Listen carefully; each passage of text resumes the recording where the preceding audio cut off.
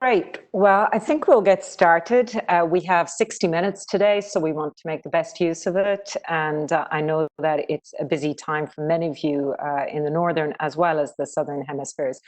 So let me again welcome everybody to this, the third and for the moment last of our Cyber Norms webinar series, in which we're really trying to look at the practices and the experiences of different countries in implementing the cyber norms agreed by multilateral processes in the UN, the group of governmental experts, in 2015.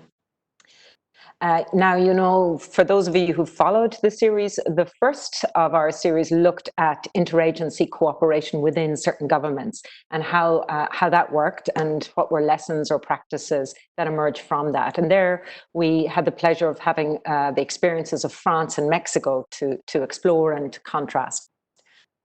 The most recent seminar 2 weeks ago, we had the series looking at the role of the private sector entities and how different governments engaged with them on looking at that experience.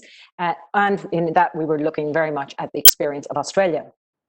Today's discussion is addressing the role of civil society in cyber norm implementation. And it's really, I think, one of the issues that has become increasingly represented and put to the fore in our multilateral discussions.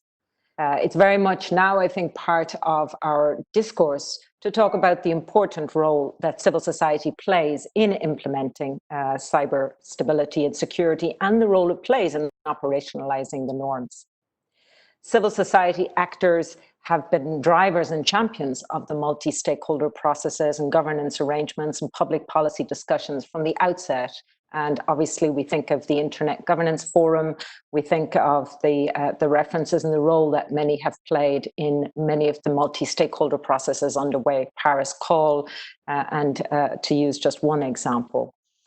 Civil society's role is highlighted in the Agenda for Disarmament by the Secretary General of 2018, and it's very much prominent in the Secretary General's roadmap for digital cooperation, which followed his high-level panel on that same topic.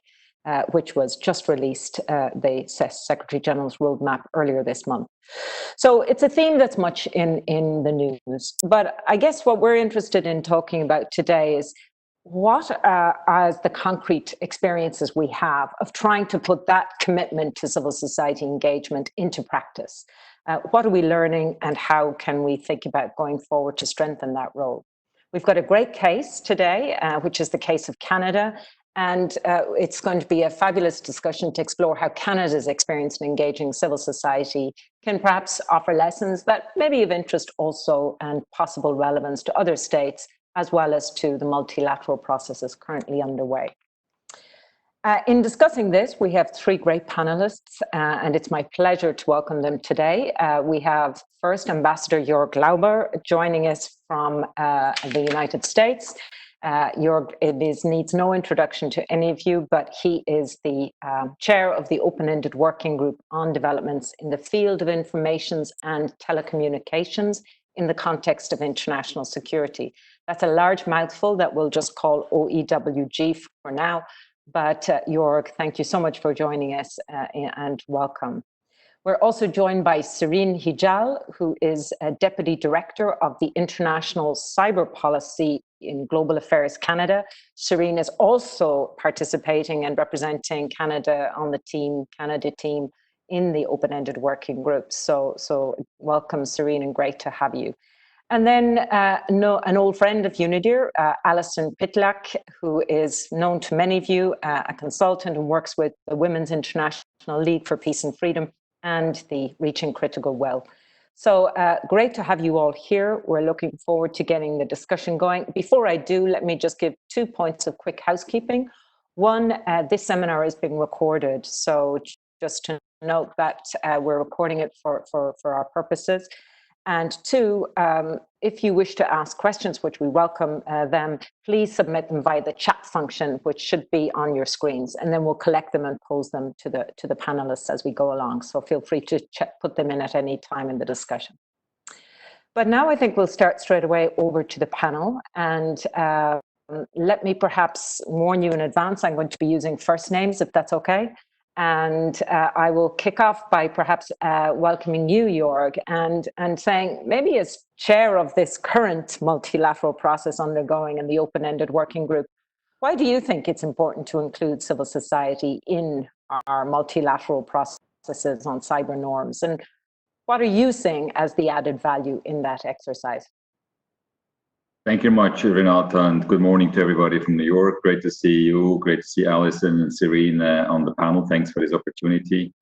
You know, I've been a diplomat for a while now, working in multilateral diplomacy for a while, and I think I've seen in the course of this time a lot of progress in the traditional diplomatic community reaching out to civil society and vice versa, and finding better ways of cooperation. And I find in every field I've been working in, that's one of the privileges you have as a humble diplomat. You jump from one issue to the other. But in all of these issues, I always found it extremely helpful and enriching to have these exchanges with civil society, because what is civil society? Civil society is, of course, a very large and diverse group. There are traditional activist groups in there. There is academia, there is private sector, etc.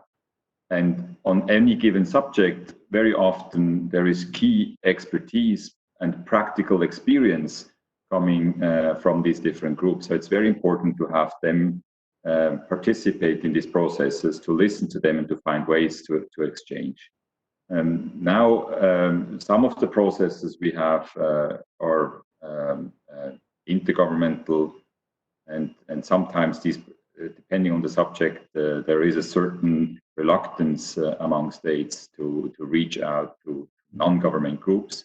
This is particularly the case when you go into issues related to peace and security, as the process of the open-ended working group is. Nevertheless, we are dealing here with technology that is by and large developed, applied by non-state actors. So we have to find a way in this process to reach out to civil society beyond the usual diplomatic circles. And we've seen it already. Luckily, we have in the mandate of our group, we actually have the task also to reach out to civil society, to have a platform to discuss with civil society, which gave us the possibility in last December, as one of the highlights of the process so far, to organize I think we called it intersessional multi-stakeholder exchange, much more of a mouthful even than the name of the group. But it was a fantastic experience. We had about 140 representatives from civil society, all of these different groups I mentioned before, from all over the world. My colleagues here from the UN Secretariat did a fantastic job bringing people together. I see my co-panelists here, they were there, you know what I'm talking about. And I think I've never seen anything like this in terms of diversity of participation, but also seriousness, sincerity, experience coming through, and member states being there at the same time. These were the good old days when we were still sitting in the same room, having exchanges, listening to each other, and we came away extremely enriched from that discussion. That particular round, that particular discussion was chaired by my colleague David Koh from Singapore. He was chairing that, he came up with a report, and the report of that discussion is actually up on our website, on the working group website. And those of you who are looking into the issue, or following our work, haven't had a chance to look into this report, I really encourage you to look at it, because it's a great contribution to our process. Thank you so much. Thank you so much, Jürg. I'm going to turn off my camera because I'm having a little bit of a connectivity problems, but I hope you can hear me, my voice out of the zone. I think you flag a really important point, which is the role of the non-state actors has been so central in the development of this technology. So if we're going to find ways to manage it and to govern it and appropriately, then obviously civil society actors, non-state actors play a critical role. Maybe I could turn to Sirine just to ask you, from that perspective, Sirine, how is Canada engaging civil society groups to implement norms on responsible state behaviour? Thank you, Renata, and thank you for giving me the opportunity to participate in this excellent panel with excellent panelists. It's a pleasure to be with Allison and Jürg here today to discuss these issues. I'd say from Canada's perspective, when we talk about norm implementation and the behavior of states in cyberspace, I mean, states, of course, are responsible for their own behavior. This means, you know, respecting international law and implementing the norm that every state agreed to be guided by through a consensus UN resolution. But as Jürg mentioned, and as you mentioned, states alone can't really address the broad and multifaceted challenges to stability and security in cyberspace because of the nature of cyberspace itself and the important role that various actors, what we traditionally refer to as the multi-stakeholder community, play in that regard. And of course, that includes civil society. So how do we, Canada, engage with civil society in the implementation of the norms?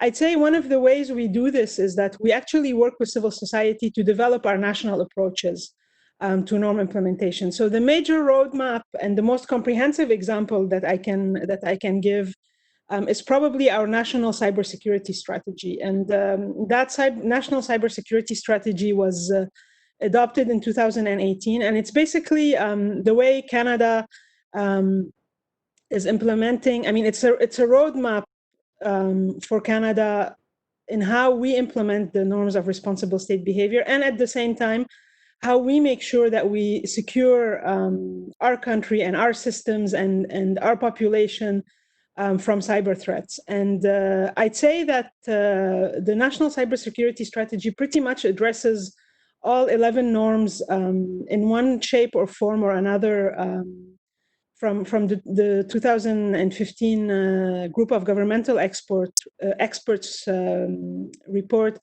And where we actually work with civil society is that we actually worked with civil society for the development of this cybersecurity strategy. So the government held public consultations. All stakeholders with a stake in cybersecurity were involved in the discussions. They were able to contribute, but also individual Canadians who wanted to do it in their own capacity or to share their own expertise were able to do it as well. And this really gave all Canadians an opportunity to weigh in. And it allowed our government to take their input into account while developing the strategy. And Jürg mentioned that one of the big advantages of having civil society on board is the expertise, the unique expertise that they bring in the development in their areas of specificity. And for us, that's always very, very useful. It allows us to actually have a better national approach if we take all these elements into consideration. The other thing that having civil society on board actually does is that it allows us to bring a variety of voices to the table. So we're not blinded by our I have the word in French,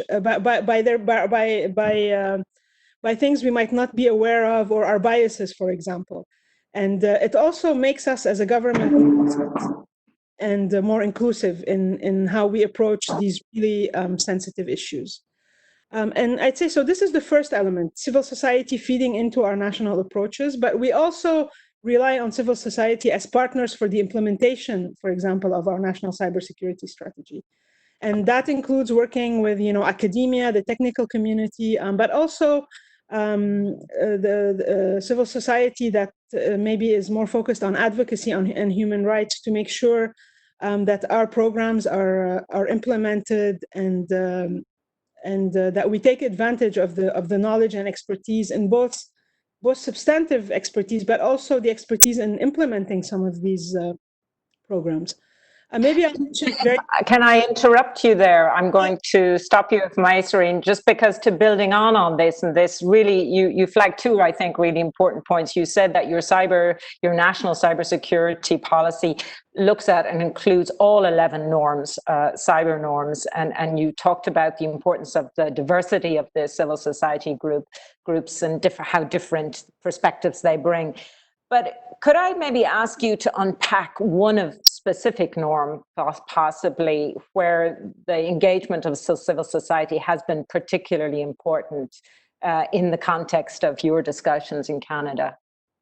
Yeah, I can. I mean, I'd mention maybe two norms in particular. The first one is norm one, which is about sort of.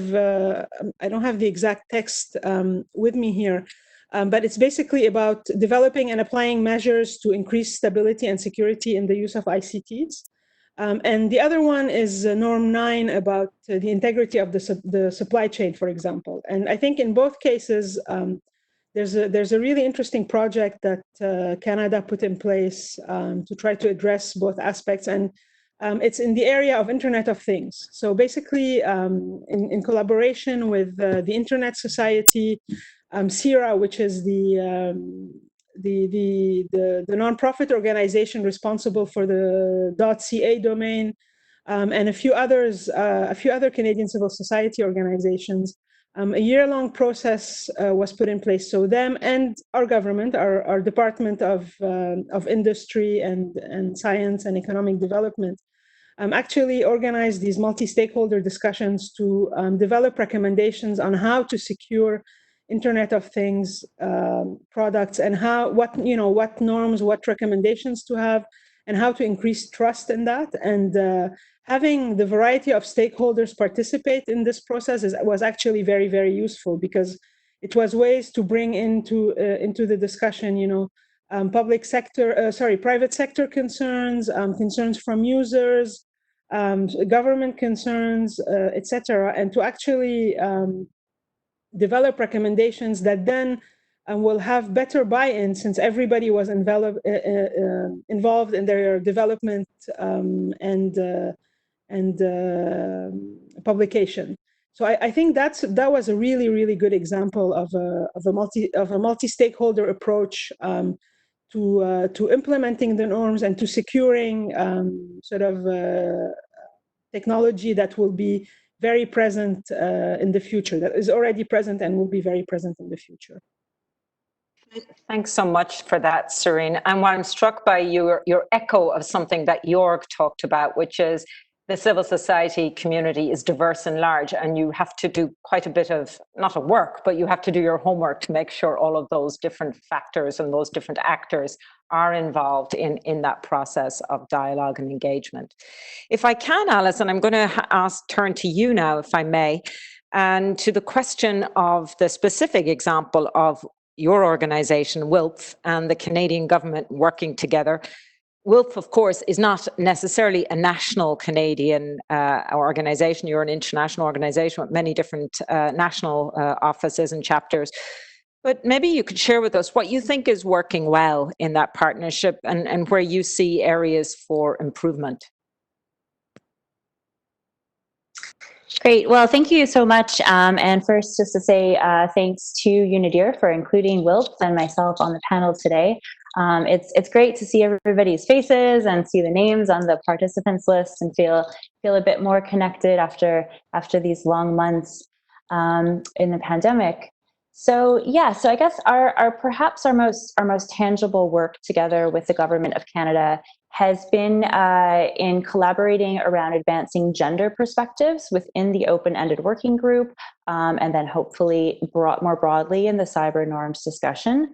As you would know, this aligns with WILPF's work in other security and disarmament forums, and also our collaboration with other parts of the Canadian government. For example, we've worked with Canadian diplomats to increase the number of gender references within First Committee resolutions. We've organized trainings with Canadian missions in New York and Geneva about gender for disarmament and First Committee experts. And we also have a new multi-year project with the Peace and Stabilization Operations Program that's looking at violent masculinities and security. So while this project was a new endeavor for us, I feel that it really builds on a longer track record of collaboration between WILPF and the Government of Canada. And what we identified I guess around like last fall in September, was that more research and information is needed to be in a position to advance gender perspectives within the working group and more broadly. And so we were commissioned by them to help build out that evidence base through developing one of two research reports.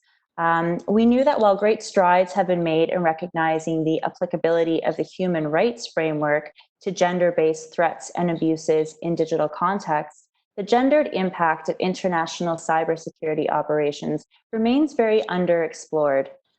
So I co-authored one of the two reports together with Deborah Brown at the Association for Progressive Communications, now at Human Rights Watch. And then there was a second report that was authored by a Canadian academic named Sarah Sugar. And these are both available on the website of the Open-Ended Working Group. I would say a really positive collaboration throughout and looking forward as well. I felt that we had a lot of space and freedom to really explore the subject material. There were no sort of predetermined outcomes, genuine interest and receptivity to our ideas and our approaches on this topic, and the sense of it being, an ongoing partnership with more opportunities to highlight and present the research, whether it be in the context of the Open-Ended Working Group or the United Nations or more broadly. Thank you very much, Allison. And I note that the experiences are only positive, so that's a really good step. But maybe I'm gonna push you just a little bit if I can, because what I'm hearing from all three of you is very much an engagement about dialogue, and dialogue in the case of and in the phases of development. So consultation and dialogue in the development of policies. But when we look to operationalization and implementation of norms, it'd be really interesting to hear from your perspective as a civil society actor and one who's followed some of these processes, where you see the biggest challenges related to norms implementation. And is there a particular role that civil society can play in helping states and governments to navigate these challenges? Yeah, definitely a good question. So, there are numerous and diverse challenges related to norms implementation. I'm someone who likes to categorize and organize things. So in preparing for today, I think I've identified maybe 3 categories or types of challenges. Maybe the first one would be around varying levels of awareness of the norms, and included within that would be varied understandings of what they mean, what some of the terminology within them means. Maybe a second category would be varying levels amongst states and national capacity to implement them or operationalize them practically. And then a third area, I guess, would be non-compliance with existing norms or a lack of accountability. And I'll maybe leave that one for later in the discussion, because I think we will be going there soon. But there's absolutely a role for civil society in the other 2 challenges or groups of challenges that I mentioned. It's easier for me, of course, to speak more from the perspective of the non-technical community or industry, and more from the perspective of an advocacy and research NGO, because that is what I know. But maybe just to identify a few opportunities. I think we often, as civil society, and I would include academics in this, we have a great opportunity through different publications such as journals, briefing papers, research reports to be leveraged in the norm promotion, in norm analysis, in norm explanation. And I think that while maybe there's a lot being written on this subject already, I don't always know if there's been a very clear line drawn back to the agreed norms within the UN context. So maybe there can be more done there to promote and identify the norms. I also think it's important that we promote and interpret the norms in relation to our own constituencies and priorities, and understand as civil society organizations what they mean to us. I'm thinking of, for example, some of the work that Global Partners Digital has done regarding human rights framing and human rights concerns within the norms. We have similarly given them a gender analysis. And I think that this is helpful for us to bring our broader constituencies on board in norm promotion and implementation. There's obviously a massive ability amongst civil society and other stakeholders to convene across regions, to convene across sectors. There are multiple examples of workshops, briefings, and trainings that we could possibly better leverage. And I would also say that there's an important role in the collection and dissemination of good practice and fostering collaboration. And there are organizations that are doing great work on this already, and I would hope to see that continuing. And then finally, maybe just a bit, maybe a bit more analysis of understanding how have the norms been effective? Where have they been less effective? What are the gaps? And I would maybe encourage this to be an important thing for national or even regional work. And just quickly to say that, in preparing for today, I really wanted to be able to have fresh in my mind the many diverse examples of civil society work in norm promotion and implementation. And I was doing kind of a read through the different statements and working papers that very diverse groups have made to the open-ended working group. And I would encourage anyone on this webinar, if you're looking for more concrete examples, and maybe there's time to share right now, to go to that website or go to the sister website from the December multi-stakeholder session. There's so much good stuff on there coming directly from stakeholders themselves that explain and present their work really, really clearly.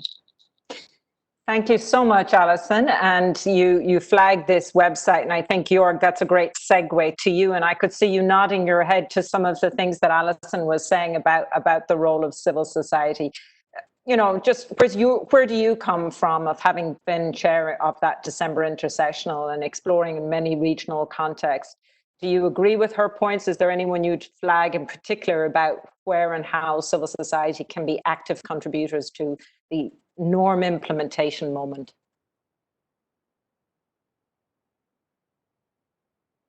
Yeah, thank you much. I completely agree, of course. It is, again, we are in an intergovernmental process, and ultimately in what comes out of this process will address primarily member states and their responsibility to implement whatever we come up with.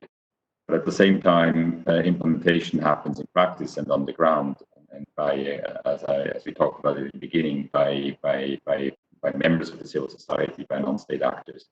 So I believe there is a huge role for those actors, for civil society. Allison mentioned some of them. I think in the area of capacity building, there's a huge role as well. Raising awareness, making people aware of what's out there already in terms of norms, how existing norms apply to a changing environment, to developing, advancing technologies. I see already happening training courses also from civil society to government agents. That is hugely important. And then data on the use, on the effectiveness of norms. Alice mentioned that, and I think that's fantastically important. The more and more I realize that again, independently of the field we're working in, but also including ICTs, we have insufficient data on the realities out there, or data from state to state that is not comparable, not in an aggregate way. And there again, civil society can play a huge role, feeding back to the government delegations what works in practice, what doesn't work, where there is a lack of norm.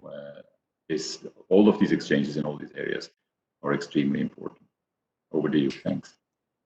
Thanks very much for that, and for I think also underscoring the relationship between national delegations and civil society, because of course that's one of the points in the Secretary General's agenda for disarmament, that encouraging states to think about making that a really sustained relationship and dialogue, even by having civil society in delegations where that's a decision on the part of states to do so.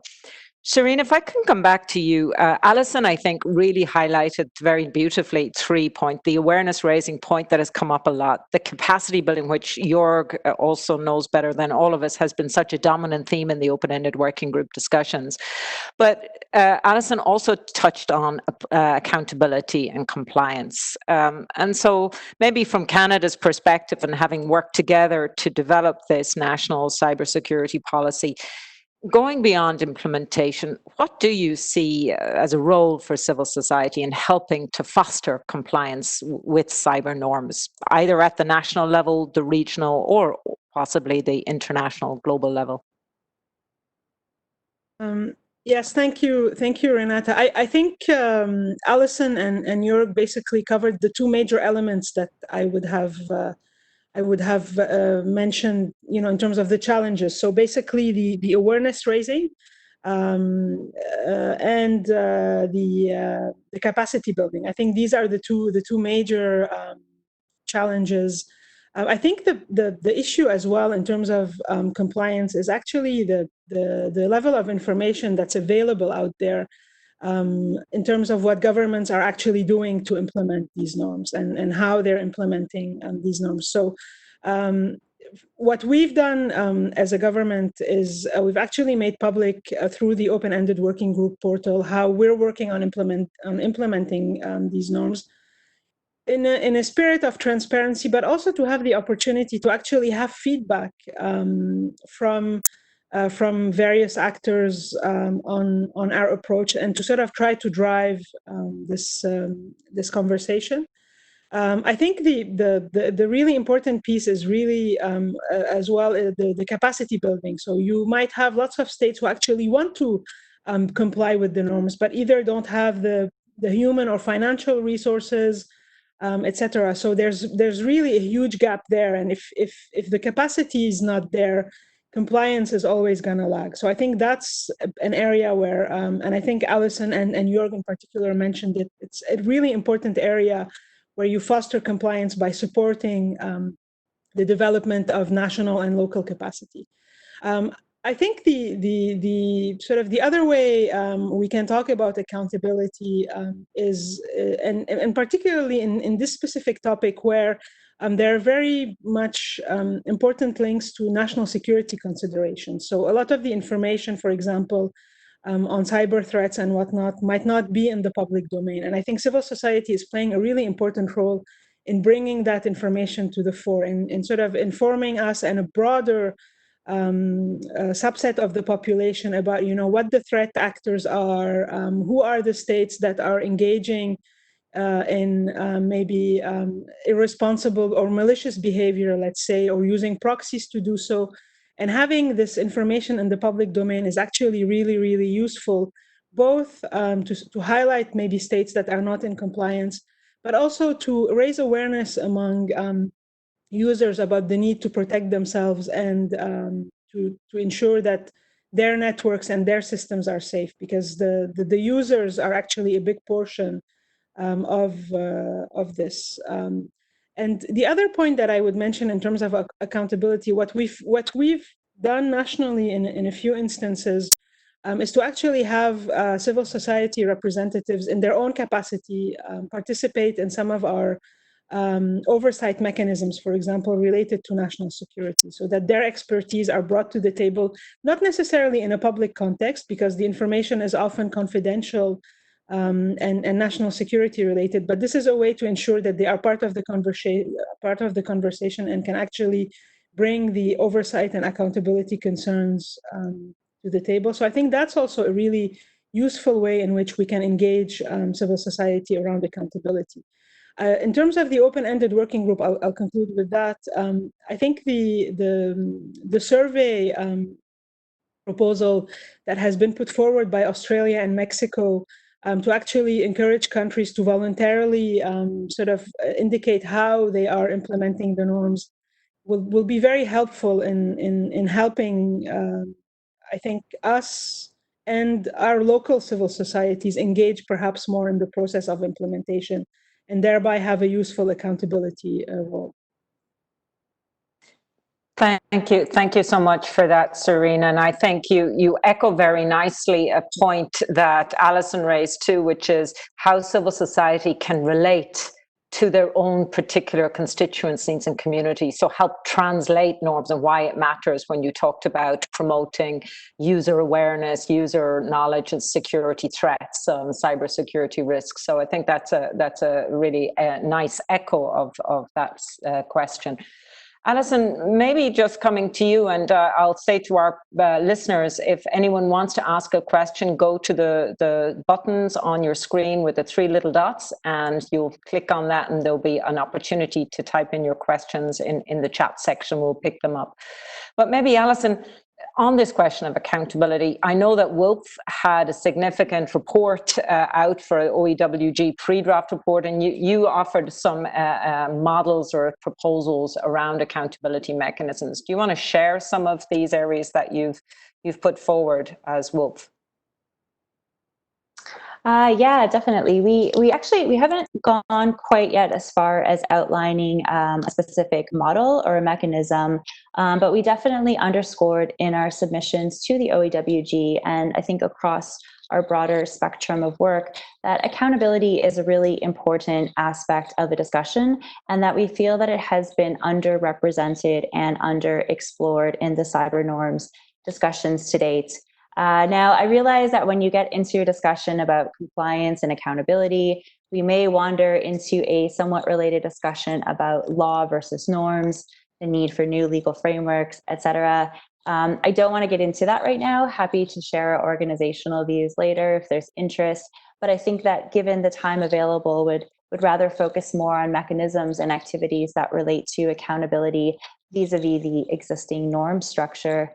So, a few observations. I think that, as Sirine noted, it's important to recognize that there are different kinds of accountability issues. There are those that are rooted in a lack of capacity to implement, or maybe a lack of awareness and understanding about the norm. And then at the other end of the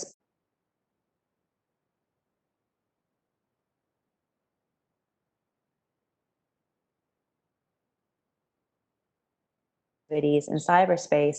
And I really feel that this is a common dynamic. I'm sure many others on the webinar have seen this come up in other frameworks and spaces. It kind of made me think a little bit about the Arms Trade Treaty, actually, where at one end of the spectrum, I think you have a lot of discussion about states trying to develop national control systems and close porous borders. And then at the other end of the spectrum, you have countries with really sophisticated export control who are maybe still making dubious arms transfers. And then we also need to remember that the norms are a mix of positive recommendations, things that a state should do, as well as more negative or prohibitive recommendations, things that a state should not do. So all of these variables maybe necessitate different approaches to accountability. We need the capacity and awareness raising on the one hand that I think we've covered well, but maybe what we haven't talked a bit yet is the role of civil society in providing monitoring or calling to account when there is aggressive or transgressive behavior. And I think there is within that space for national work as well as international work for civil society. I think we probably all know that there are lots of good models out there from other spaces, even just within my organization. We make submissions to different human rights review mechanisms in our capacity as a civil society group. We publish various watchdog reports and publications. Our Women, Peace and Security program has a scorecard initiative that tracks implementation of the WPS agenda. So there are a lot of good models out there, and within the cyber norms community, I think some of this is already happening. And as Sirine noted, one of the things that a lot of groups are doing is making information on threat actors available. There's a lot of good research coming out of groups like Citizen Lab in documenting hostile actions and operations against civil society, human rights defenders, and journalists. Access Now does a lot of great research and documentation of impacts of internet shutdowns. There are different academics who are trying to bring a more statistical analysis and understanding of hostile cyber operations. But I think, maybe what's missing sometimes, and this goes back to my earlier point, is maybe what we need to do more of is deliberately link our documentation of those activities as a violation of a specific norm and start to build that bridge a little bit better. And then maybe I would just say, because we've talked a little bit about some of the proposals that have come up in the context of the open-ended working group. There's a great proposal from ICT for Peace that's modeled a bit on the Universal Periodic Review in the human rights community, which I think is something that APC had outlined earlier in some of their contributions to the working group. There is also the survey-based mechanism put forward by Mexico and Australia. So there's lots of thinking going on, lots of ideas out there. But I would just maybe close this off by saying that, ultimately it's not civil society's responsibility to ensure adherence to agreed norms. We can help. We can play a role and facilitate implementation. We can poke and remind states of their commitments, but ultimately, it's not us that's going to be accountable for those commitments. Thank you very much, Allison. I like the idea of poke and prod, but you echo very much Jörg's point about, in the end of the day, that these are norms about responsible state behavior. But I think you raise also some very interesting points about the extent to which we can break down the silos in our various components. We tend to sometimes fail to make connections between other forms of arms and security related questions and how they can be useful for weapons. So you said examples from, say, the Arms Trade Treaty or some other experiences when we look at where can civil society support member states' discussions and processes, and perhaps it's a good opportunity to be reminded that there is a wealth of useful information and experiences on which to build. Jörg, I mean, you have experience of many processes. That's the open-ended working group is just one of your many multilateral hats that you have worn in your career. But reflecting on this discussion and the uniqueness, as we started off with talking about the cyberspace and why that has some unique potential and opportunity for civil society engagement, but also, as you said, and as Allison said, the need to bring in some of these experiences from elsewhere. Where do you see the international community in the 75th year of the UN going in its efforts to engage meaningfully with civil society, and by meaningfully, really in a comprehensive, sustained, and practical way? Do you see trends in particular directions? We're amongst friends here, so I let me be very honest. I'm an eternal optimist. I think the general trend is always up. So I want to believe that the exchange between traditional diplomacy, government agents, and civil society will improve because we get to know each other better. I find that, as we just heard from Allison, her very impressive catalog of information that is out there of their activities, civil society has gotten much better to package information and also demands proposals in a better way to reach out to diplomats and make it accessible for them and be more convincing.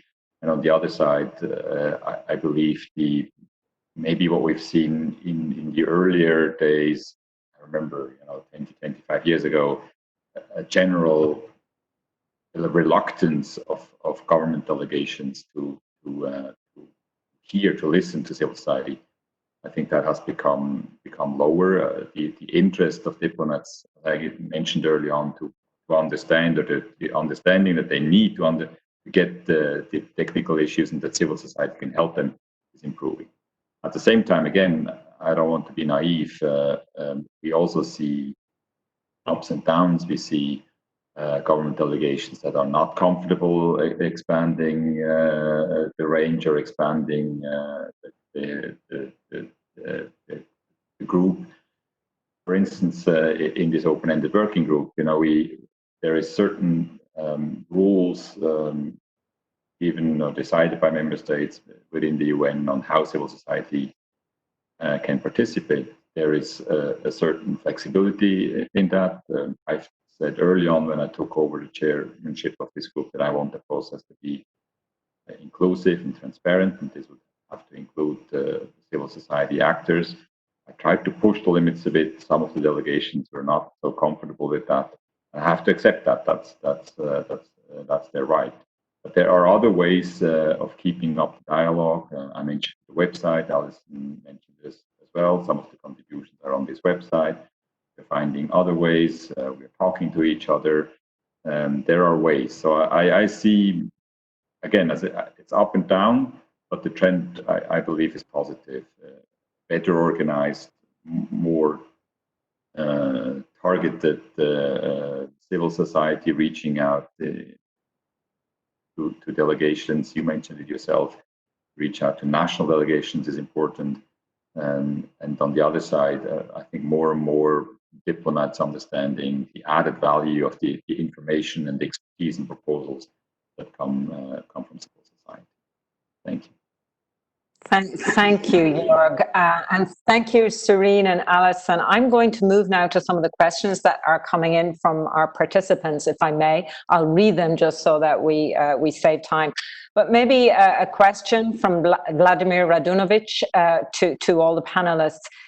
If we think about transparency, how can we develop further towards more transparency of states on the status of their offensive cyber capabilities? Under what conditions, what use? So in other words, cyber offensive capabilities, doctrine and capacities. Is there a role for civil society to do that? Is there a role for civil society to encourage transparency in that question?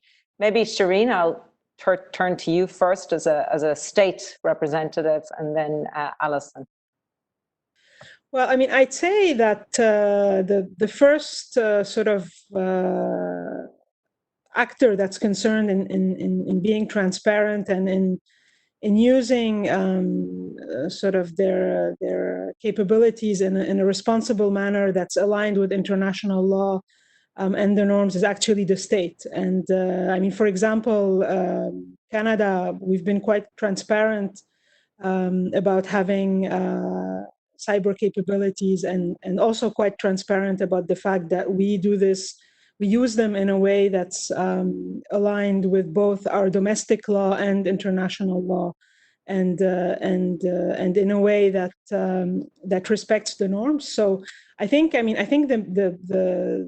major responsibility there lies with states. But as I mentioned when we discussed accountability earlier, there are, I mean, in Canada at least, there are domestic accountability mechanisms where civil society can actually participate to be able to help with oversight and with bringing issues of concern to the table.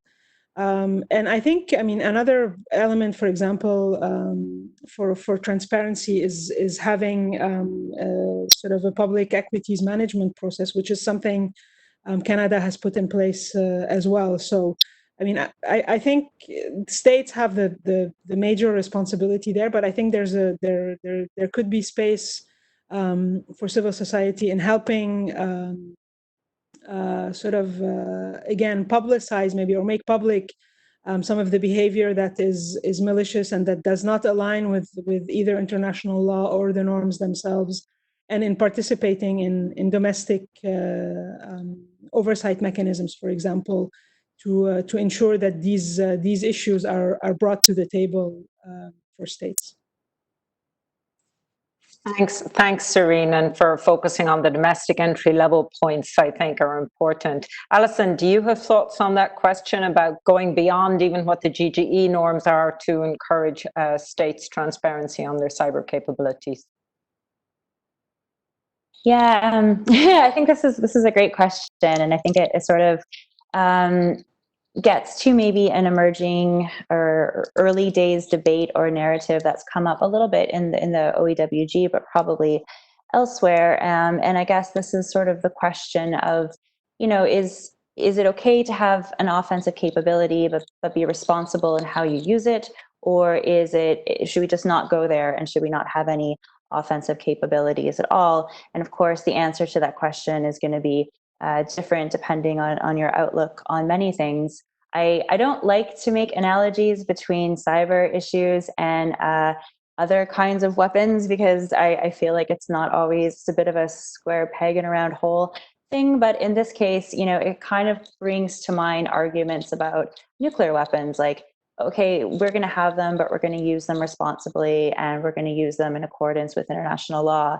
And then there's others who argue, including my organization, that there is no safe or responsible use for something like this. So maybe it's too big of a jump to make that analogy, but I do kind of hear these two narratives sometimes when we're talking about this topic. And yes, I think there is a role for civil society in teasing out some of the research, trying to bring greater transparency to the extent of an offensive cyber capability, or maybe the impacts of an operation. But for that to happen, there is going to need to be some transparency and some openness and some information for us to work with.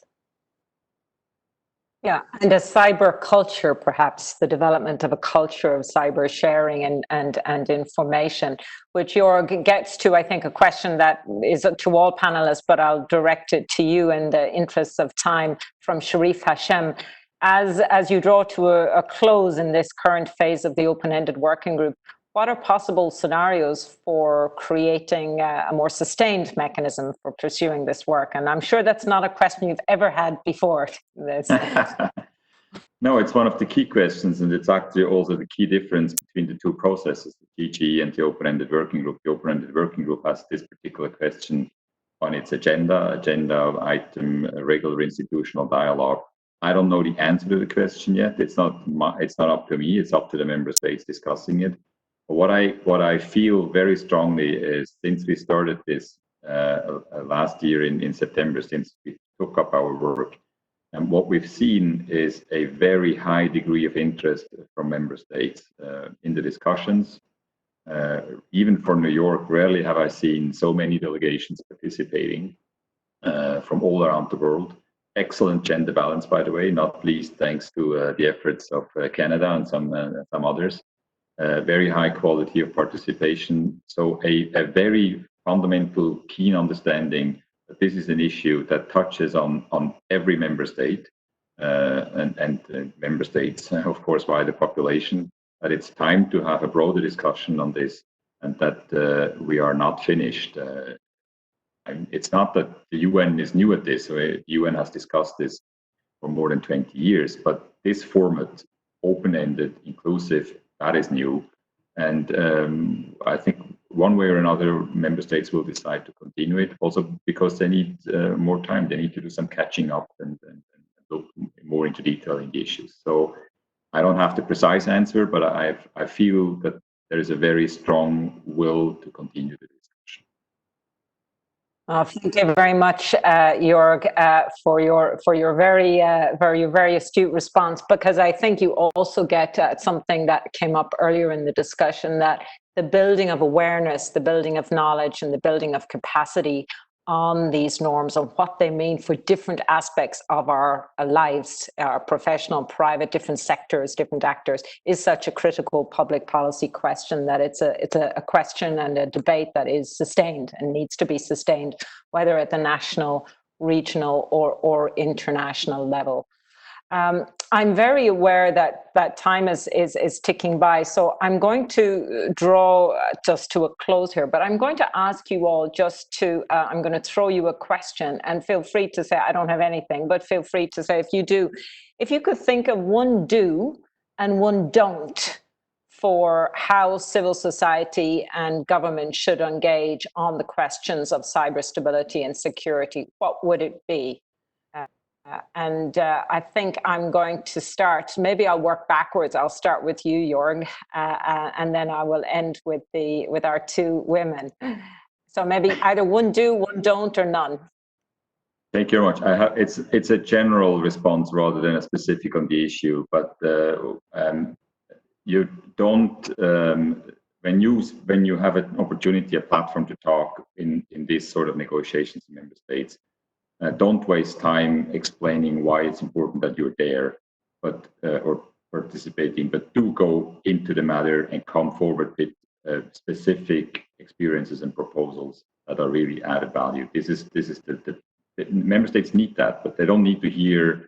We all know that your participation is important, even if we don't always heed it. but then come forward with substance, and that will be the most convincing and the most helpful. Thank you.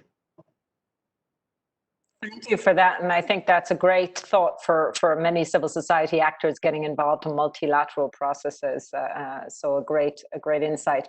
Sirine, your perspective, either from the national or from the open-ended working group, any do or any don't? I'd say for the do is engage with us, governments. I think I like to think that civil society keeps us honest and allows us to make better policy that responds better to the needs of our diverse constituencies. So don't hesitate to engage. The engagement is always appreciated. And particularly when, as Jürg mentioned, there are specific expertise that's being brought to the table. I don't really have a don't, but maybe the don't is don't forget that civil society is not just sort of a participant as a stakeholder, but they can also be targets of threats themselves. There was a great Citizen Lab report on that, about how threats against civil society are underreported, so let's not forget that they are also part of the constituency that is affected by threats coming from cyberspace. Thank you, Sirine, and some thoughtful points, and thanks so much for having that openness and perspective from a government perspective. Allison, it's only appropriate that the last word goes to civil society in this context. Well, thank you. I guess my do would be do engage with us. Absolutely, 100%. I was going to give a similar don't to what Sirine said, and try to lift up, like, alongside the participation value of civil society, there's also sort of that flip side of the coin. I don't want to say like in needing protection, but that also, civil society or private people, like we feel the impact of government actions in cyberspace. So to maybe also not forget that, and to not think of civil society as a single monolithic thing, but that we're coming with a diversity of contributions and perspectives and voices, and they should all be equally heard and valued. Thank you very much. That was a great way, I think, to end our discussions today. I really like to thank our three panelists. You can see that they're thoughtful, they're engaged. They both are able to walk us through ideas, but also show us new ideas. And I particularly like some of the work on norms and norm gap analysis, norms implementation, and all the areas that we could work in. It was great to get some practical suggestions and experiences, so thank you for that. To everybody else, this is our last of this current series. We're going to be in the global north, breaking up for summer soon, I hope. But you can see, I think, that this is, as Jürg said, a discussion that really needs to be a sustained discussion at all levels of governance, because there are so much learning as we are doing and fully understanding. As part of that, I would encourage you to use our UNIDIR cyber policy portal as we work through this over the next few years. It includes information on all UN member states and regional organizations, cyber policy, cybersecurity policies. It also includes reports from several UN member states on their norms implementation progress. So please use that. It's both meant to facilitate our collective learning, but also, I think, the transparency and the confidence and the gradual awareness raising that all three of our speakers highlighted. We will be, as I said, we recorded this, and we'll be trying to put the series online on our website. So keep an eye on our website as we do that. But let me thank in particular Allison, Jürg, Sirine for being such engaging and practical panelists today. Let me thank my SecTech colleagues who've put this all together. Thanks as ever for our German, Dutch, Norwegian, Swiss, and Microsoft sponsors and supporters of our activities in this area. And most of all, to you, the audience, for joining us in really what I hope will be a sustained conversation. So everyone, thank you so much for your time, and every good wish to you. Bye-bye. Thanks, bye-bye. Great to see you.